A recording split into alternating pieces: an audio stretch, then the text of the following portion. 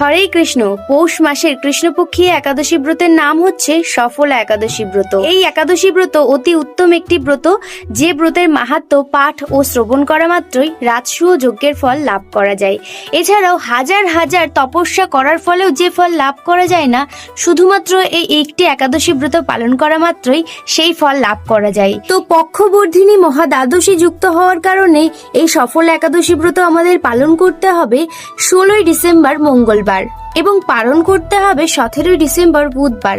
তো পশ্চিমবঙ্গের পালনের সময়সূচি হচ্ছে সকাল 6:19 থেকে 9:45 মধ্যে এবং বাংলাদেশের পালনের সময়সূচি হচ্ছে 6:42 থেকে 10:01 মধ্যে। তবে হ্যাঁ, স্মার্ত ও গোস্বামী মতে এই ব্রতটি কিন্তু আমাদের 15ই ডিসেম্বর সোমবার পালন করতে হবে এবং পালন করতে হবে সকাল 6:20 থেকে সকাল 10:16 মধ্যে। এবার আপনারা বলবেন কোন দিন এই ব্রতটি পালন করলে অতি উত্তম হবে।